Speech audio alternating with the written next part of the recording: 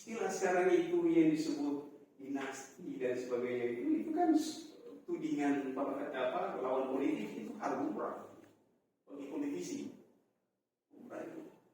So, kalau sependapat dengan lawan politiknya berarti garis politiknya sama, tidak berpolitik namanya, kerjasama politik namanya kan.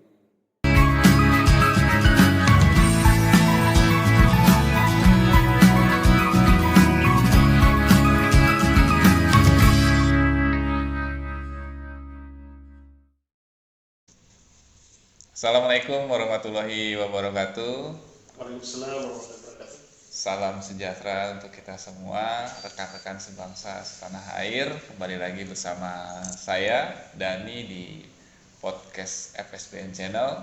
Pada kesempatan kali ini saya akan berbincang-bincang kembali dengan seorang tokoh, seorang ahli politik etnisitas yang di Indonesia mungkin hanya beberapa atau mungkin jarang sekali gitu, atau mungkin hanya beliau saja, saya juga kurang paham, tapi yang jelas kita akan banyak berbincang-bincang terkait sama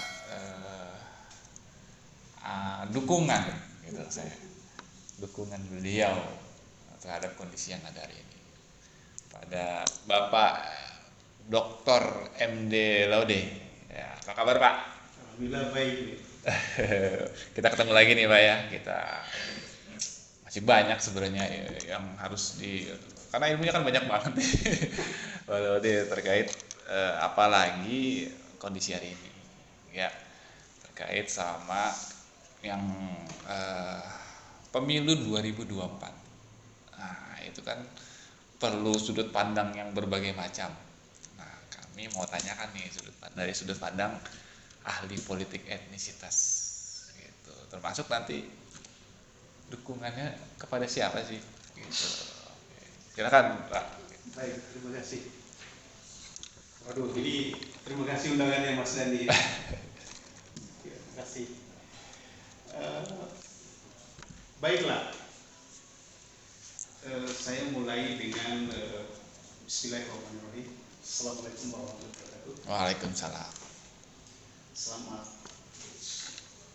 siang dan salam sejahtera bagi kita semua. Adil Kak Talino, Bacurami Kak Saruga, Basengan Kak Jubata. Itu salamnya daerah. Ya, sampai daerah yang masih belum populer di Indonesia. Melalui channel FSBN mari kita populerkan ini salamnya pribumi yang mulia. Baik, menarik pertanyaan tadi ya. Dukung siapa di Pilpres 2024 ini, Laude? Kira-kira begitu ya? Oh ya. Kira-kira begitu. Ya kira-kira begitu Kira-kira sebenarnya. begitu. Enggak kira-kira, memang begitu Pak. Ya, memang begitu. Baik, terima kasih. Seperti kita lihat dari yang dipublikasikan oleh lembaga-lembaga survei ya. Lembaga-lembaga survei terkenal di Indonesia, terkemuka di Indonesia, bahwa ada 3 pasangan capres-cawapres atau capres ya yang sangat menguat, yaitu kita mulai dari Abjad, Anies Rashid Baswedan, lalu Ganjar Pranowo, kemudian Prabowo Subianto. Saya akan melihatnya dari perspektif keahlian saya, politik etnisitas. Ya, itu ya. harapkan. Iya. Nah, kalau Anies Rashid Baswedan ini kan non pribumi etnis Arab Totok dia. Lalu Ganjar Pranowo itu etnis pribumi Jawa Totok. Kalau Prabowo Subianto itu pribumi etnis Jawa Minahasa, Manado. Jadi dia campuran antar suku itu. Ini pribumi. Namun di pertemuan kali ini kita tidak bahas tentang bagaimana keahlian ketiga-tiga capres itu. Tapi saya hanya mau menjawab saya dukung siapa di antara 3 capres boleh. itu. ya. Nah, jadi saya hanya akan bahas yang saya dukung, yang saya tidak dukung saya tidak akan bahas. Saya hanya sebut sepintas, karena itu saya menghargai atau saya merujuk dari lembaga-lembaga survei terkemuka di Indonesia seperti saya sebutkan tadi itu. Nah, bahkan dua pasangan lainnya yaitu Anies Imin, ya, kemudian Ganjar Mahfud itu sudah didaftarkan di KPU. Kemudian Prabowo Subianto ini saya dengar kabar bahwa baru akan didaftarkan di KPU tanggal 25 Oktober 2023. Jadi kita ini podcastnya sehari sebelum pendaftaran Prabowo Subianto. Baik, menarik dinamika politik Pilpres tahun 2024 kali ini. Sebelum saya menjawab saya mendukung siapa di Pilpres 2024 nanti, saya mau rujuk dulu siapa namanya ini, Rudolf Kielen. Ya, seorang ahli geopolitik berkebangsaan Swedia, ya, sangat populer di dunia, sangat populer. Beliau mengatakan bahwa the state as an organism. Jadi negara itu bagaikan organisme biologis, bagaikan makhluk hidup yang lahir dan hidup, yang tumbuh dan berkembang dan kemudian mati. Nah, dari sintesa keduanya ini maka akan muncul kesimpulan yang sangat tajam dan tepat bahwa Prabowo adalah nafas Indonesia, Prabowo adalah badan Indonesia, Prabowo adalah tenaga Indonesia. Harus begitu.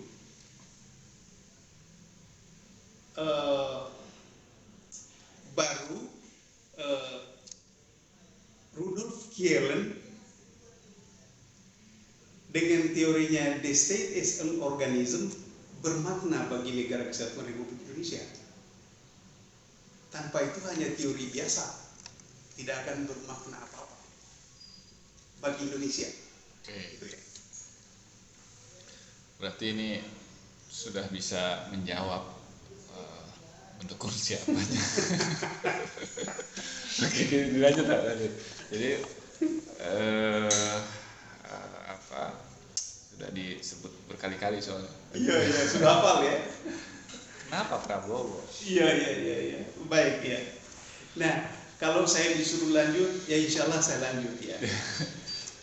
Pertanyaan berikutnya, mungkin Mas Dani akan menanyakan kepada saya, apa breakdown dari Prabowo nafas Indonesia? Ya, kenapa ya? Prabowo? Itu kan bisa aja Ganjar nafas Indonesia atau Anies dan lain sebagainya. Iya, betul. Oke. Nafas Indonesia ini kita bisa breakdown begini, bahwa Prabowo sebagai nafas Indonesia itu kira-kira begini. Bukan kira-kira, maaf ya. Bukan kira-kira. Begini. Kita ini kan bicaranya dalam ruang lingkup kedaulatan negara dan politik negara. Maka kita harus rujuk pula suprastruktur politik dan infrastruktur politik negara kesatuan Republik Indonesia. Apa itu? Ada 4. Ada Pancasila, ada UUD 45, ada NKRI, dan ada Bhinneka Tunggal Ika. Itu merupakan suprastruktur dan infrastruktur politik negara kesatuan Republik Indonesia yang wajib ditegakkan oleh semua orang, dan itu adalah nafasnya Indonesia. Nafasnya Indonesia, dan di dalam sintesa tadi menjadi nafasnya Prabowo pula. Maksudnya layak gitu. Prabowo layak menjadi nafasnya. Oh bukan, nafas juga sebagai subjek. Sebagai subjek, beliau itu sebagai subjek terhadap negara ini. Jadi kata singkatnya begini, Prabowo adalah negara.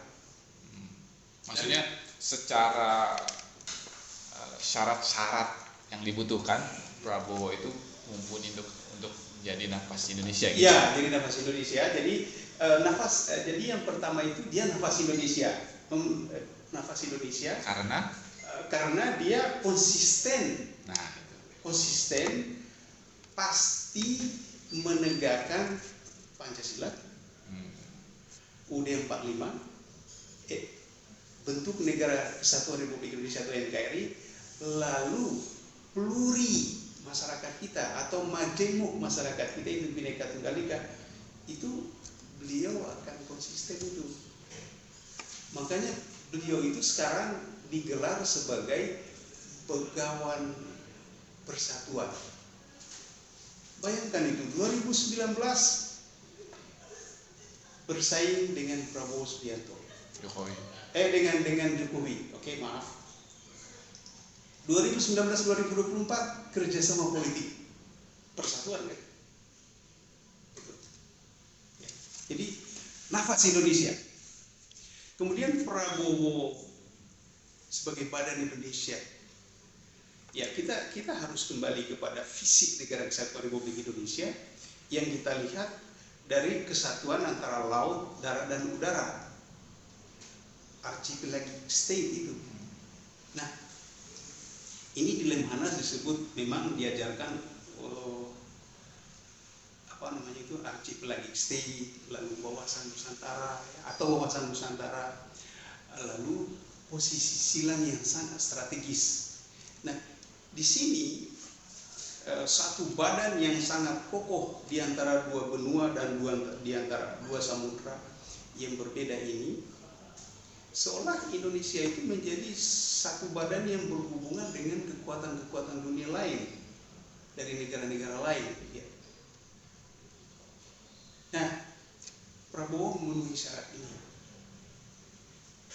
baik dari aspek disiplin intelektual, disiplin profesi, disiplin struktural, dan disiplin kultur. Pasti Prabowo itu tidak ada keraguan untuk Prabowo terkait itu. Kemudian yang ketiga, Prabowo tenaga Indonesia. Ya, tenaga Indonesia. Power. Tenaga itu energi. Ya, energi itu memberikan insentif terhadap power. Ya, itu struktur ilmiahnya begitu. Jadi saya ulangi, energi memberikan insentif kepada power atau kekuasaan, gitu ya. Itu bisa juga dibolak-balik, bisa juga. Tapi saya merujuknya bahwa energi dulu baru power. Gitu ya. Bisa juga orang karena menang dia sudah punya power, lalu dia mulai power dulu baru cari energi. Bisa juga diputar begitu. Mas Dani ini kan tukang membolak-balik nalar, jadi ya bisa saja begitu. Tapi menurut Bapak energi? Ya, energi baru ke power. Gitu. Okay. Kalau kita berbicara dalam kontekstual itu, ya, dalam kontekstual itu, saya tidak mau dibalik. Oke. Nah, apa tenaganya? Nah, tenaga yang saya lihat dari suprastruktur politik negara kita ini adalah Undang-Undang Dasar 1945 pasal 33 ayat 3, di mana setelah kemerdekaan hingga saat ini di tempat ini kita berbicara itu belum diterapkan secara konsisten. Baru dimulai Jokowi di dalam periode keduanya itu yang disebut hilirisasi. Jadi semua sumber daya alam digali, diolah dulu, setelah jadi kirim luar negeri, dijual kembali jadi dolar, dan itu akan menghasilkan devisa. Oh, ini jangan main-main. Bumi ini kaya raya,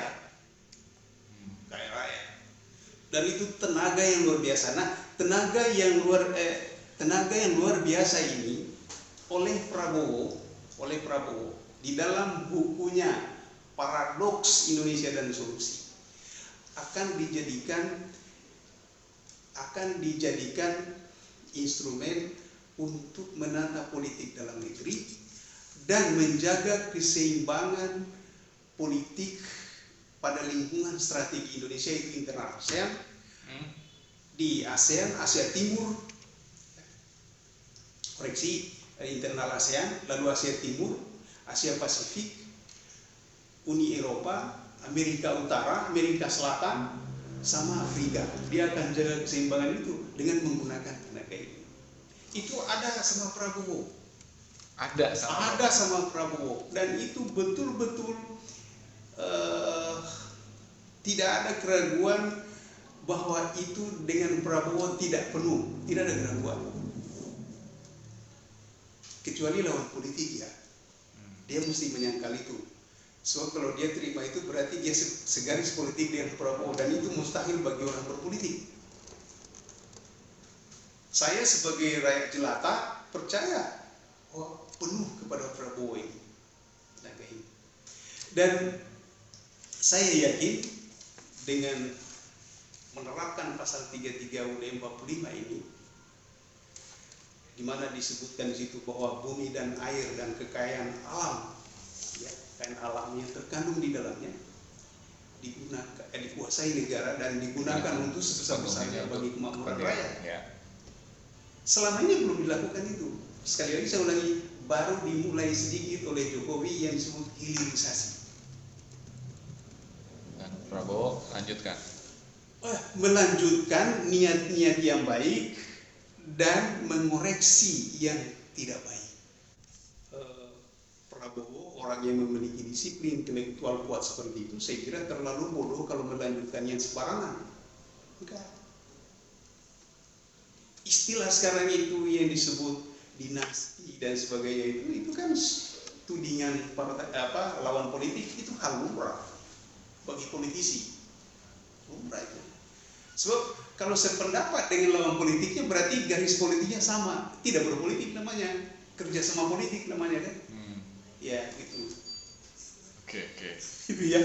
Jadi sekali lagi saya katakan, dari sintesa ini maka dengan resmi saya katakan bahwa di tempat ini di Pilpres 2024 saya nyatakan saya mendukung Prabowo Subianto berpasangan dengan Gibran Rakabuming Raka sebagai presiden dan wakil presiden 2024. Saya dukung secara resmi. Dan insya Allah keduanya itu menang sebagai presiden dan wakil presiden 2024, memimpin Indonesia hingga 2029. Satu pertanyaan. Ya, tadi sudah disampaikan tentang kekayaan bangsa ini. Kita kaya, kenyataannya kehidupan bangsa ini kan tidak seperti orang kaya. Iya. Maksudnya banyak kondisi-kondisi yang masih jauh banget bawah garis-garis kemiskinan, dan seharusnya bisa diselesaikan. Iya. Pertanyaannya bukan bisa atau tidak bisa sebenarnya. Kita mungkin semua sudah mulai paham bahwa ada sebuah kekuatan yang seperti kekuatan yang seperti mengekang itu. Pertanyaannya adalah, Prabowo berani untuk bisa mengeluarkan kebijakan-kebijakan yang fungsinya ya tentu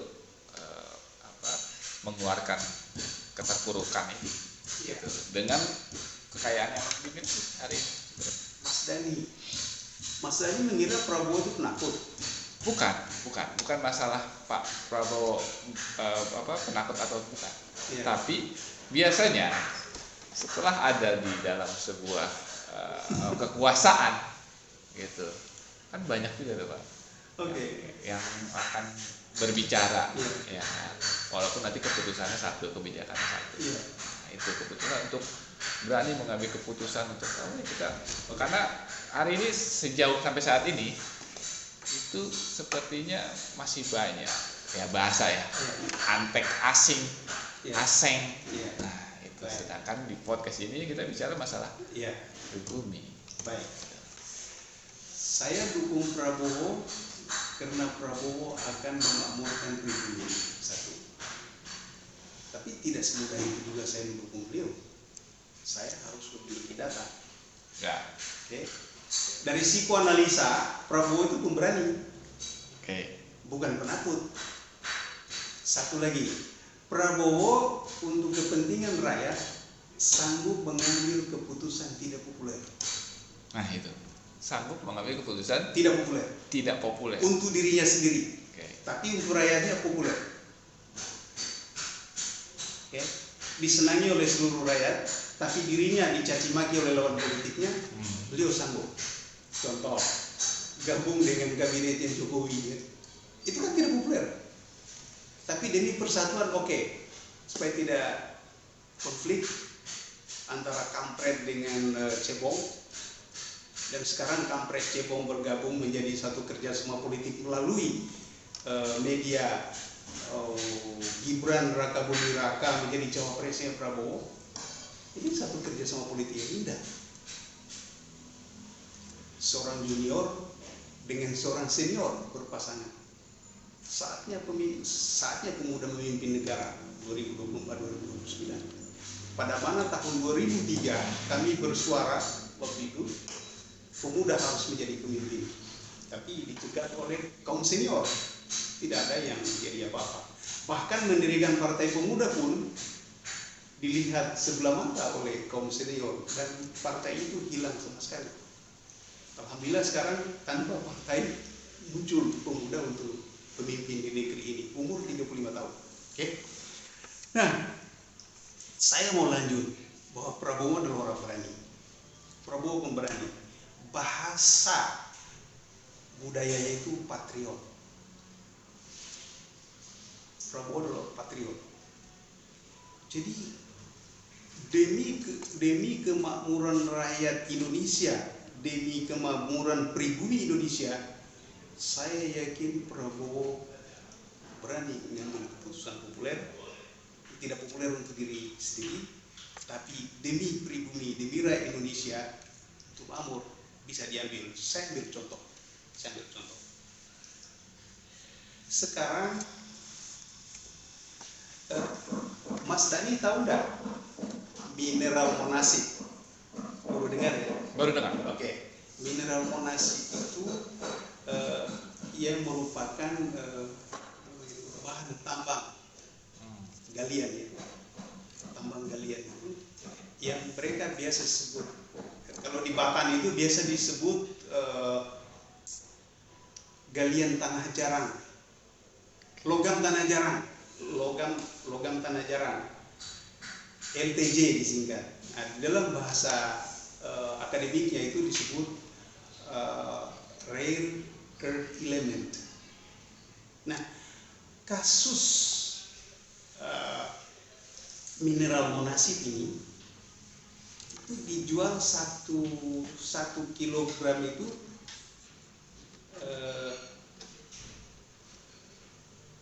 sekitar 1.000 sampai 3.000 rupiah per kilogram. Mas Dani tahu kalau berdasarkan data tahun 2022 itu setelah diolah, diaya ya, dipisah dengan unsur-unsur mineral lainnya, itu harganya menjadi 218.395 US dollar per 1 metrik ton. Per 1 metrik ton. Artinya 1 metrik ton harganya menjadi 3,13 miliar. Luar biasa. Cadangannya di Indonesia 1,5 miliar ton. 1,5 miliar metrik ton.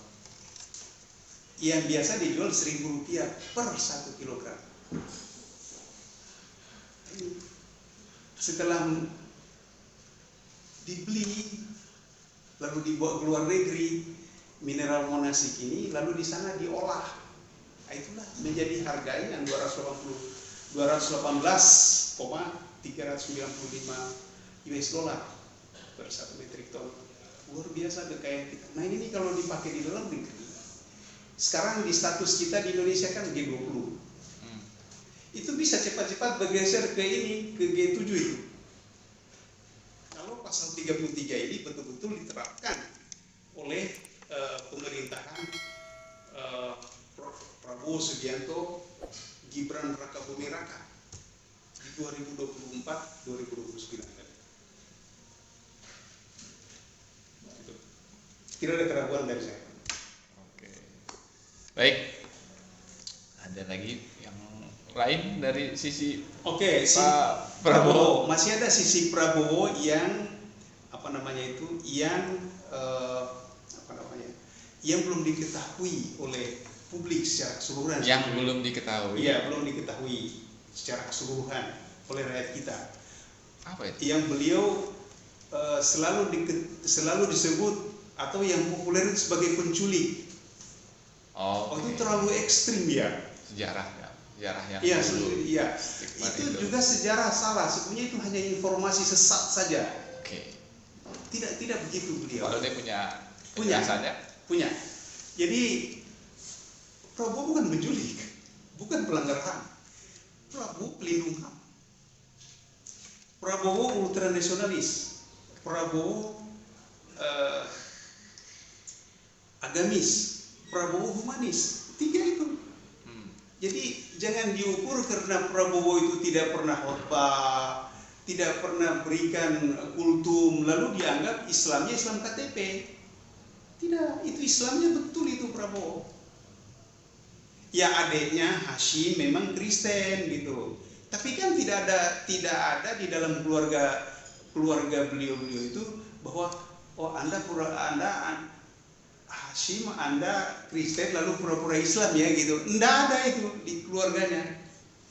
Lalu Prabowo yang juga Kristen misalnya, lalu udah kamu pura-pura saja masuk Islam supaya kamu laku jadi presiden. Enggak ada. Enggak ada begitu. Memang yang satu Kristen, yang satu Islam. Jelas itu. Lalu humanis. Wilfrieda itu sudah digantung di Malaysia sebetulnya. Sudah digantung di Malaysia sebetulnya. Tapi karena Prabowo setelah mempelajari bahwa ada celah untuk menyelamatkan anak ini, maka diuruslah oleh Prabowo Subianto itu. Menyewa pengacara, kemudian meyakinkan hakim tertinggi di Malaysia, hakim tertinggi di Malaysia itu, kemudian hakim tertingginya itu yakin dan percaya, maka dibebaskanlah Wilfrieda itu. Dan alhamdulillah hingga hari ini sehat-sehat walafiat itu ada di Nusa Tenggara, di NTT. Nah kalau bukan humanisme itu enggak perlu kamu berbuat, ya bertanggung jawab. Sudah membunuh kok, membunuh majikan yang kasih gaji gitu ya, ya udah tanggung jawab saja. Tapi oleh Prabowo dia betul nggak ini membunuh? Oh ternyata tidak. Sebab pengacara Malaysia juga alhamdulillah selamat. Antara lain. Jadi terkait nasionalisme, tidak usah ragu lah sama Prabowo. Tidak ada itu, tidak ada keraguan. Lalu agamis juga, tidak susah-susah. Kan orang beragama tidak susah-susah kan? Agama itu kan punya akhlak. Kalau akhlaknya sudah baik, ya agamanya baguslah. Kira-kira gitu ya. Oke Pak. Cukup saya kira ya. Jadi sudah sama-sama kita dengar gitu, dari sudut pandangnya Dr. MD Laude terkait ya sudah jelas dukungan kepada Pilpres nanti di 2024. Mungkin nanti kita akan bincang-bincang lagi dengan materi-materi yang lain Pak, yang mungkin bisa saya tanyakan. Tapi yang jelas untuk podcast kali ini apa yang menjadi pertanyaan-pertanyaan kita mungkin tentang Prabowo ya, mungkin sudah bisa mewakili dijawab dengan lugas tadi oleh Bapak Laude.